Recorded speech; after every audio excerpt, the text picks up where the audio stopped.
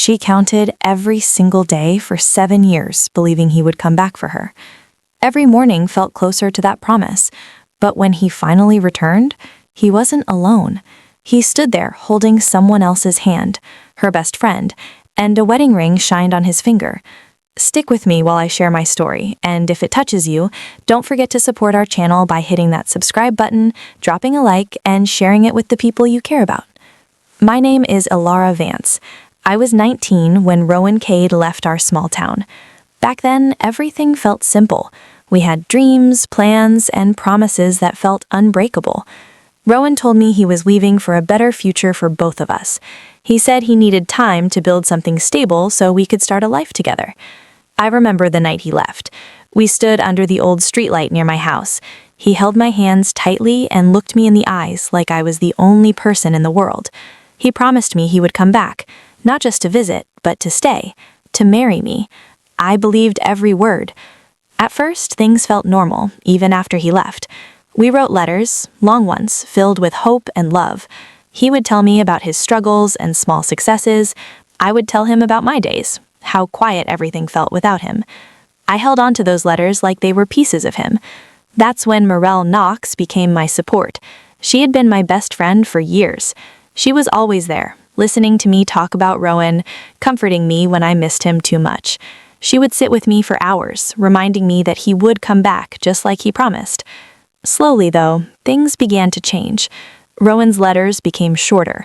The calls became less frequent. Sometimes weeks would pass without hearing from him. I made excuses for him in my mind. I told myself he was busy, working hard for our future. Morelle stayed close during all of it. She would tell me to stay strong, to keep believing. She never once gave me a reason to doubt her. If anything, she made me trust her more. Years passed, but I never moved on. People told me to let go, to live my life, but I couldn't. I had given my heart to Rowan, and I believed he would come back for it. Every day I waited. Time kept moving, even when my life felt stuck in the same place. The days turned into months, and the months slowly became years. Still, I held on to Rowan's promise like it was the only thing keeping me steady. In the beginning, his letters were everything to me.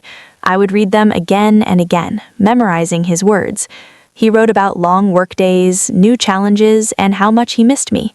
He always ended with the same promise, that he was coming back for me. But over time, something started to change. The letters became shorter. The words felt less warm. Where he once shared details, now he only wrote a few lines. Sometimes weeks passed without anything at all. I would check the mailbox every day, hoping to see his handwriting, but most days there was nothing. The phone calls followed the same pattern. At first, we talked for hours, laughing like nothing had changed. Then the calls became quick and rushed. He sounded distracted, like his mind was somewhere else. Eventually, the calls almost stopped completely. Every time it happened, I made excuses for him. I told myself he was just busy, working. As we walked in, my heart suddenly felt strange, like it was beating too fast for no reason. Then I saw him, Rowan. He was standing across the room, talking to a few people. For a moment, everything else faded. It felt like the past 7 years disappeared in an instant. He looked older, more confident, but it was still him. My chest filled with something I hadn't felt in years. Hope. I didn't even think. I just started walking toward him, my mind racing with everything I wanted to say. All the questions, all the emotions, all the years of waiting, they were about to finally mean something. But then I noticed something that made me stop. He wasn't alone. Standing right beside him was Morelle. At first, it didn't make sense. I thought maybe she had just walked over there before me, but then I saw the way they were standing, close together, the way his hand rested near hers, and then I saw it, a ring on his finger. Before I could even process what I was seeing, someone nearby spoke loudly, smiling as they looked at them. "Can you believe it? They've been married for months now." The words hit me like everything inside me just shattered at once. Married? I couldn't move. I couldn't breathe. It felt like the ground disappeared under my feet. My ears started ringing and the room felt distant, like I was no longer fully there. Rowan finally noticed me. His expression changed instantly. Surprise, then something else I couldn't quite understand. Morel turned too. For a second, our eyes met. There was no shock on her face, no guilt, just a calm look that made everything feel even worse. That's when I realized this wasn't something new. This had been hidden from me. All those years I spent waiting, believing, trusting them both, they already had a life together, and I was the only one who didn't know. I don't remember how long I stood there before I finally moved. Everything felt slow, like my body was heavier than usual. People were still talking around me, laughing, unaware that my world had just fallen apart. I walked straight toward them. Rowan looked tense, like he didn't know what to say. Morel, on the other hand, stayed calm. Too calm. "Can we talk?" I said. My voice didn't sound like mine. They exchanged a quick look before nodding. We stepped outside, away from the noise, into the quiet night air. But even the silence felt heavy. For a moment, no one spoke. I looked at Rowan first. "You said you'd come back for me." He avoided my eyes. That hurt more than anything. "Alara, things changed." Changed? 7 years of waiting, reduced to one word? "What does that even mean?" I asked, my voice shaking now. "You stopped writing, you stopped calling, and this," I gestured toward Morel, "this is what was happening the whole time?" He ran a hand through his hair, clearly uncomfortable. "It didn't happen like that. I didn't plan it. We just grew closer." I turned to Morel, my best friend, the one who sat beside me while I cried over him, the one who told me to trust him. "You knew," I said quietly. "All this time, you knew?" She didn't deny it. Her expression didn't break. "I didn't mean for it to happen either," she said. "But feelings don't always follow rules." Her words felt cold, like they carried no weight for what they had done. "You were my best friend," I whispered. "You watched me wait for him. You listened to me talk about him every single day." She crossed her arms slightly, like she was protecting herself, not me. "You chose to wait, Alara. No one forced you." That sentence hit deeper than anything else. I looked between them, trying to understand how the two people I trusted most could stand there like this, like I was the one who didn't belong. "All those times you told me to trust him," I said, looking at Morel, "you were already with him, weren't you?" She didn't answer directly. She didn't have to. Rowan finally spoke again, softer this time. "I didn't want to hurt you." I let out a small, broken laugh. "You didn't want to hurt me? Then what is this?" Neither of them had an answer. That's when it fully sank in. This wasn't a mistake. This wasn't something sudden. This was something that had been built slowly, quietly, behind my back. Every memory I had with them now felt different, twisted. I took a step back, feeling the distance grow between us. "I waited for you," I said to Rowan, "and I trusted you," I said to Morel. My voice steadied, even though everything inside me was falling apart. "And you both knew that." For the first time, Morel looked slightly uncomfortable. Rowan looked down again, unable to face me. But it didn't change anything. Nothing they said could fix this. Nothing could give me back those 7 years. After that night, something inside me broke in a way I didn't know was possible. I went home and shut the door behind me like I was trying to block out the world. The silence in the room felt louder than anything. I sat on the edge of my bed, staring at nothing, replaying everything over and over again. Their faces, their words, that ring. It didn't feel real, but it was. Days passed, but I barely noticed them. I stopped answering calls, I stopped going out. Even simple things felt heavy, like my body didn't have the strength to move forward. It wasn't just heartbreak, it was something deeper. It was betrayal. I trusted them. Not just Rowan, but Morel too.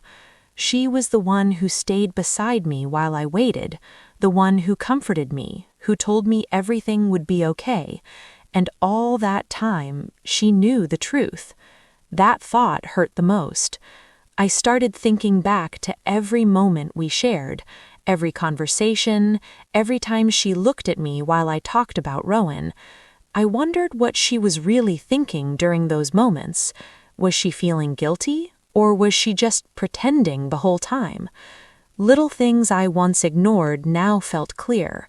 Times when she seemed distant for no reason, moments when she avoided certain questions. Things I brushed off as nothing suddenly felt like signs I should have seen. But I didn't. I believed in them too much. At night, it was the hardest. Sleep didn't come easily anymore.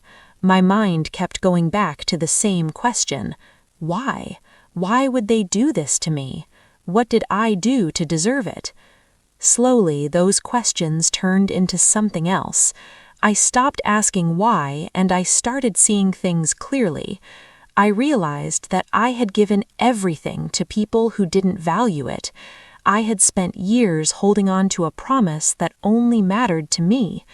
I had trusted someone who was lying to me, and someone else who was standing right beside me while doing it.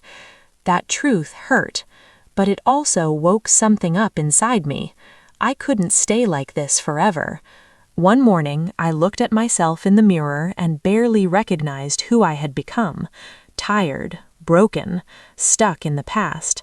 And for the first time, I felt something different. Not sadness, not confusion, but a quiet kind of anger.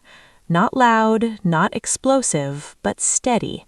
The kind that makes you realize you deserve better. That was the moment something shifted. I didn't know what I was going to do next, but I knew one thing for sure. I wasn't going to stay broken because of them. That quiet anger didn't fade, it stayed, but it changed shape. It stopped hurting the way it did before. Instead of pulling me down, it started pushing me forward. I didn't wake up strong overnight. It was slow. Some days were still heavy and the memories didn't disappear, but I made a decision. I wouldn't let those memories control my life anymore. I started with small things. I fixed my routine. I forced myself to get out of bed early even when I didn't feel like it. I cleaned my space, got rid of things that reminded me of the past, and created a life that didn't revolve around waiting anymore. Then I focused on myself. I went back to studying something I had put aside for years. At first it was hard to concentrate, but over time it gave me something new to hold on to, something that was mine, not connected to anyone else. I also stopped talking to people who kept bringing up Rowan or Morel. I didn't explain much, I just created distance. I needed space to heal without hearing their names over and over again. Days turned into months, and slowly I started to feel different, stronger, calmer, more in control. I wasn't thinking about them every second anymore. Their faces didn't follow me everywhere I went. The pain didn't disappear completely, but it stopped being the center of my world. And something else happened too. I stopped feeling the need to prove anything to them. At first I thought about confronting them again. I imagined telling them how much they hurt me, showing them how strong I had become, but over time that feeling faded. I realized they didn't deserve that energy. My growth wasn't for them, it was for me. So I kept going. I worked harder. I built a life that felt stable, independent, and real. I didn't rush into anything or anyone. I just focused on becoming someone who didn't need to wait for promises anymore. Years passed again, but this time they didn't feel wasted. I had changed completely, and somewhere deep down I knew that one day I would see them again, but this time it wouldn't be the same girl standing in front of them. Time moved on, and with it, so did I. I didn't go looking for news about them, but in a small town, stories have a way of reaching you anyway. At first I ignored it. I didn't want anything pulling me back into that part of my life, but little by little I started hearing things. Rowan wasn't doing as well as people expected. The career he left for hadn't turned into the success he once talked about. There were struggles, financial ones, mostly the kind that slowly wear a person down. And Morel, she wasn't the same either. People said she had changed, that she seemed tense, always worried about something. There were whispers about arguments between them, not just small disagreements, but constant tension. At first I didn't want to believe it, not because I cared about them, but because I didn't want to feel anything at all. I had worked hard to move on, and I didn't want old emotions creeping back in. But as more time passed, the picture became clearer. Their relationship wasn't built on something strong. It started with betrayal, and now that same foundation was beginning to crack. Trust, the very thing they broke in me, was missing between them too. I heard that Morel had become suspicious. She questioned Rowan, often doubting where he was, who he was talking to. It was almost like she was afraid he might do to her what he had done to me and Rowan. He seemed tired, frustrated, like he was stuck in something he couldn't fix. When I first realized all of this, I expected to feel satisfied, maybe even happy after everything they did. It would have made sense, but I didn't. What I felt was quiet, calm. It was strange, but I didn't need their lives to fall apart to feel better. I had already started building something new for myself. Their problems didn't define me anymore. Still, I couldn't ignore one thing. Karma was real in its own way, not loud, not immediate, but steady. The same dishonesty that brought them together was now slowly pulling them apart. The same lack of loyalty was now creating cracks they couldn't ignore, and for the first time I saw them not as the people who broke me, but as people living with the consequences of their own choices. I didn't interfere, I didn't step in, but deep down I knew something. Their story wasn't over yet, and neither was mine. Years later I went back, not because I missed anything, and not because I needed closure. I returned because I had built a life strong enough that the past no longer controlled me. Walking through the town again felt different. Nothing had really changed, yet everything felt distant, like I was looking at a place that no longer belonged to me. This time I wasn't the girl who waited, I was someone else entirely. I didn't announce my return, I didn't go looking for Rowan or Morel. I simply existed in the same space again. Calm, confident, and unaffected. People noticed, old acquaintances recognized me, but their reactions weren't what they used to be. Before I was the girl known for waiting, for being tied to a story that ended badly. Now they looked at me with something else. Respect. I had built something for myself, a stable life, a sense of purpose, and most importantly, peace. I kept my interactions simple, polite, but distant. I didn't share much about my life, but I didn't need to. The way I carried myself said enough. Slowly word spread that I was back, and I knew it would eventually reach them. But I didn't rush anything. Instead, I moved quietly, reconnecting with a few people I trusted, not to gossip, not to dig into the past, but to simply exist without hiding anymore. At the same time, truths began to surface on their own. People talked not because I asked, but because stories like theirs don't stay hidden forever. Small details about how things started between Rowan and Morel began coming out. The timeline, the overlap, the things they tried to keep quiet. I didn't need to say a word. I didn't accuse, I didn't confront. I just lived my life openly without shame, and somehow that was enough. My presence alone created a shift, not dramatic, not loud, but noticeable. The past that they buried started to come back into the light, piece by piece. For the first time, I wasn't the one carrying the weight of what happened. They were, and I didn't have to do anything to make that happen. I simply stood there, stronger than before. It didn't take long for things to start falling apart for them. At first it was subtle, small changes in how people spoke to them, the way conversations would suddenly go quiet when they walked in. Nothing direct, nothing obvious, but enough to be felt. The truth had a way of spreading without anyone needing to push it. Morel noticed. At first she started becoming more distant, more guarded. The calm confidence she once had was gone. In its place was something uneasy. She began questioning everything. What people knew, what Rowan said, what might come out next. I heard from others that their arguments had become more frequent. What used to be hidden behind closed doors was now slipping into the open. Tension followed them everywhere. And Rowan, he had changed too. There was a heaviness around him now, regret maybe, or just exhaustion from trying to hold everything together. The life he chose didn't look the way he once imagined, and it was starting to show. Then one day we crossed paths. It wasn't planned, just one of those moments you can't avoid forever. He saw me first. For a second he froze, like he didn't expect me to be real. Then he walked toward me slowly. I stayed where I was, calm, steady, nothing like the person I used to be. Elara, he said, my name sounding unfamiliar coming from him now. I nodded slightly. Rowan. There was a pause. He looked at me like he was trying to understand how I had changed so much without him. You look different, he said. I am, I replied simply. He hesitated, then spoke again. I've thought about you a lot. I didn't react. Those words didn't carry weight anymore. I made mistakes, he continued. Things didn't turn out the way I thought they would. I could hear it in his voice now. Regret, real regret, but it came too late. That's life, I said calmly. He looked like he wanted to say more, like he was searching for something. Maybe forgiveness, maybe a second chance, but I didn't give him that space. I didn't ask about Morel. I didn't bring up the past. There was nothing left to say about it. For the first time, the silence between us didn't hurt. It felt final. As I walked away, I didn't look back behind me. I could feel the weight of everything he had lost, not just me, but the version of his life that could have been. And for once it wasn't my heart breaking, it was his world quietly falling apart. I kept walking, and with every step I felt lighter. Years of pain, waiting, and betrayal didn't disappear completely, but they no longer controlled me. I didn't need their apologies, their explanations, or even their recognition. My life was mine now, built on my own strength and choices. I saw Morel a few days later, though briefly. She looked tense, like she had aged years in a short time. Her eyes met mine for a fraction of a second, and I could see the guilt, or maybe just fear. But I didn't flinch. I didn't need to. I had nothing left to prove. Rowan tried reaching out again, sending a letter, a note, even attempting to meet me privately. I refused calmly, quietly. I said no, not angrily, not with hatred, just no, and that was the ultimate revenge. It wasn't about hurting them or making them suffer. It wasn't about revenge in the way most people imagine. My revenge was silent. My revenge was living a life they could never touch, a life that proved I didn't need them to survive or succeed. I thrived. I pursued my dreams. I made new friends, built new memories, and finally laughed without holding back. Every success, every small joy was a reminder that I had grown beyond the people who once betrayed me. In the end, Rowan and Morel's marriage collapsed. The foundation of lies and betrayal couldn't hold. They argued, blamed each other, and eventually went their separate ways. They faced the consequences of their